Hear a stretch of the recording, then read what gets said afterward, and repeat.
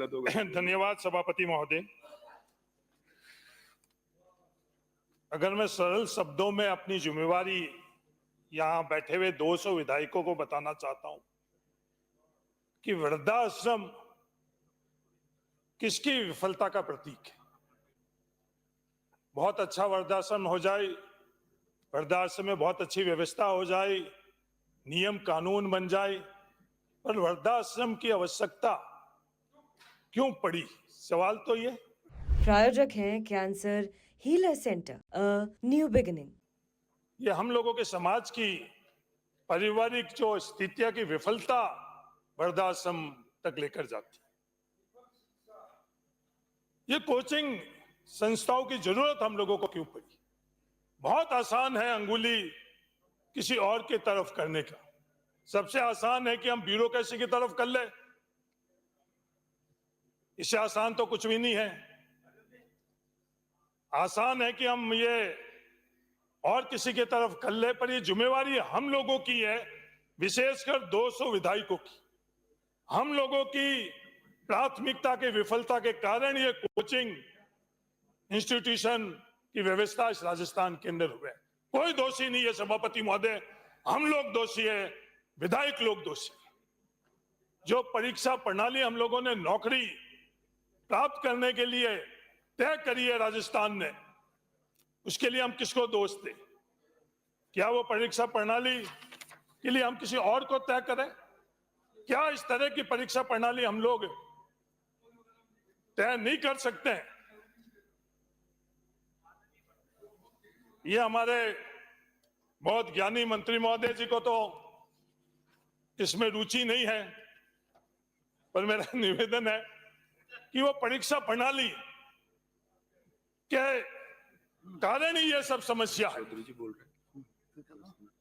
क्यों हम बच्चों को कोचिंग संस्थाओं की तरफ धकेल रहे हैं? ये क्राइम हम लोग क्यों कर रहे हैं? वो परीक्षा प्रणाली को ही बदलाव की आवश्यकता है सभापति महोदय। जो स्कूल का कोर्स है 12वीं तक का और जो कॉलेज का कोर्स है, क्या उसी कोर्स के माध्यम से, उसी तरह के सिलेबस के माध्यम से ये एंट्रेंस और नौकरी सुनिश्चित नहीं कर सकते हम? सबसे बड़ा सवाल ये है, उस पर हम लोग चर्चा नहीं करेंगे। सभापति महोदय, 100 करोड़ रुपए हम लोगों के लिए एक निजी आयोजन करने के लिए है। हाँ जरूरी है, एंटरटेनमेंट भी जरूरी है, फिल्म इंडस्ट्री भी जरूरी है। राजस्थान दिवस के लिए हम लोगों के लिए 1 सप्ताह है। सदन आगे नहीं चलेगा कि राजस्थान दिवस के लिए 1 सप्ताह हम लोगों के लिए चाहिए। हाँ राजस्थान दिवस भी जरूरी है। इन्वेस्टमेंट के लिए हमने हजारों करोड़ रुपए और हमारी पूरी की पूरी प्राथमिकता इन्वेस्टमेंट कर ली, पर इन नौजवान जो राजस्थान के नौजवान हैं, राजस्थान के विद्यार्थी है, इनकी प्राथमिकता हम लोग कब तय करेंगे?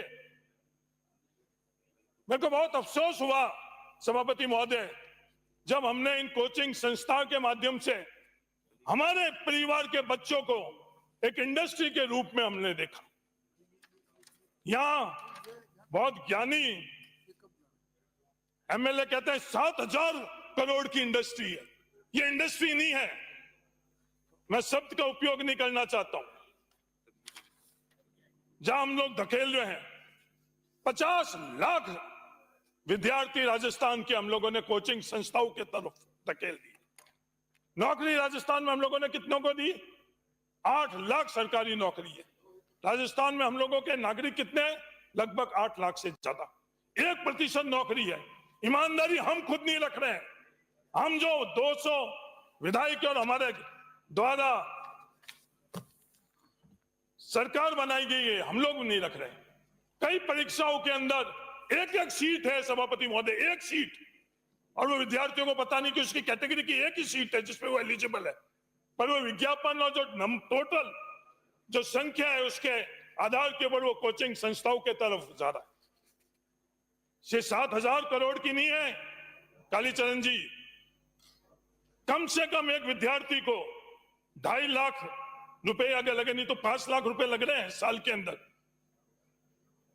5 लाख के अंदर 25,000 करोड़ रुपए, और 2.5 लाख ही मान ले तो 12,500 करोड़ रुपए किसके हैं? ये बड़े बड़े जो विज्ञापन आए हैं आज हम लोगों के यहाँ प्रतिष्ठित है अखबारों में, वो किसके हैं?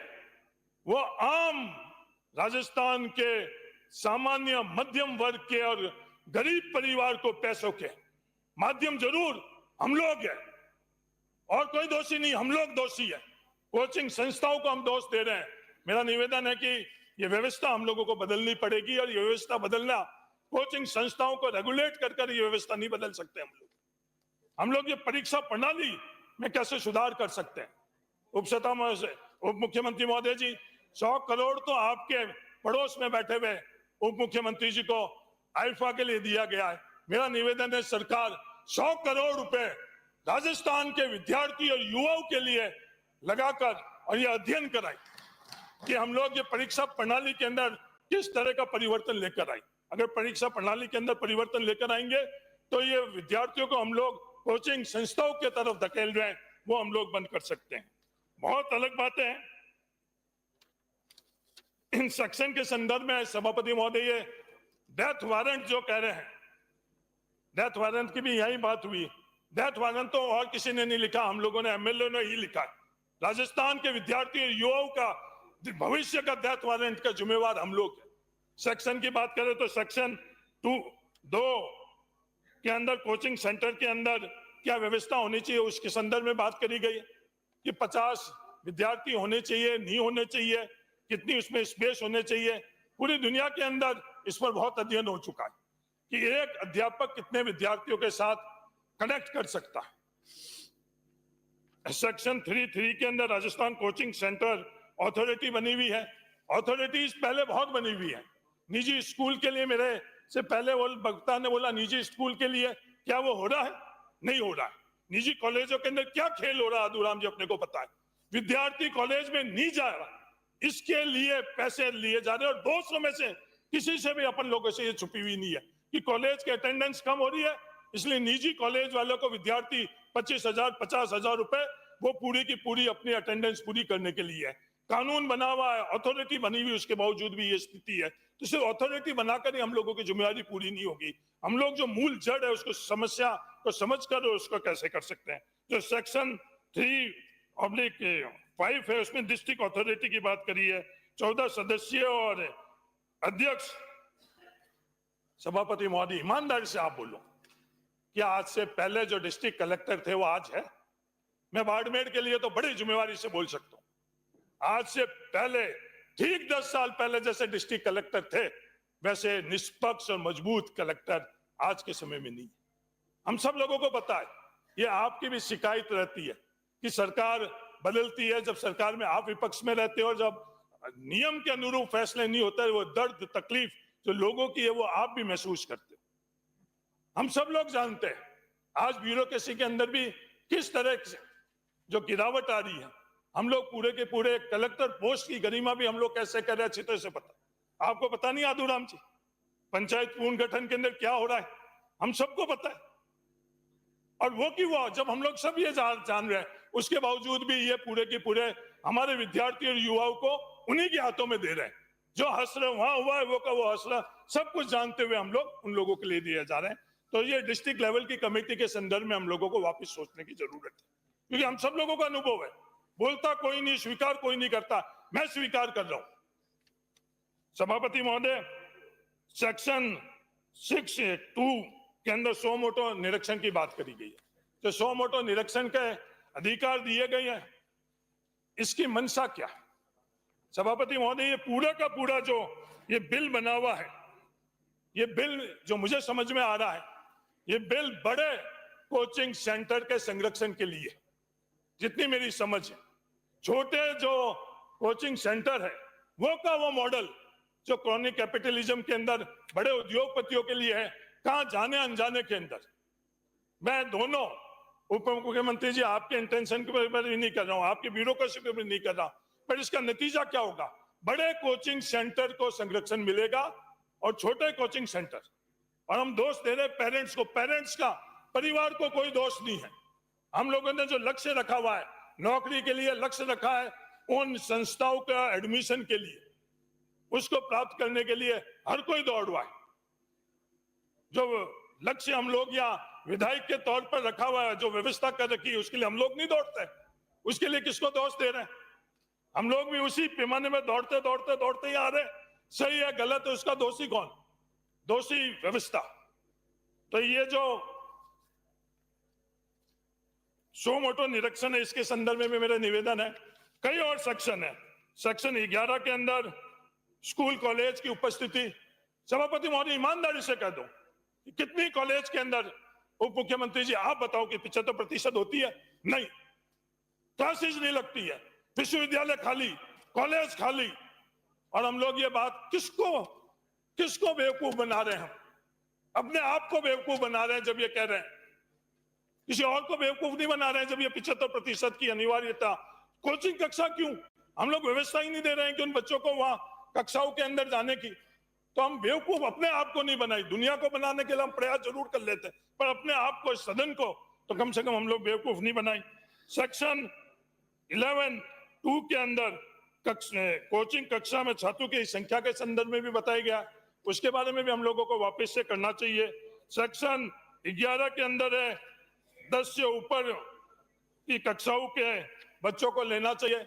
पर सभापति महोदय ईमानदारी से आप करो, जो बच्चे अपने माँ और परिवार के अंदर जिस वक्त पलने चाहिए, हम लोग उनको किन स्कूलों में भेज रहे हैं? कहां भेज रहे हैं हम?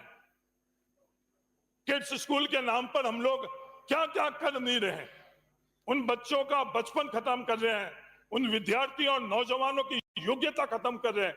इन जो कोचिंग कक्षाओं के माध्यम से जो नौजवान निकलता है, उसके बाद में किसी के लायक नहीं रखते रहता ही।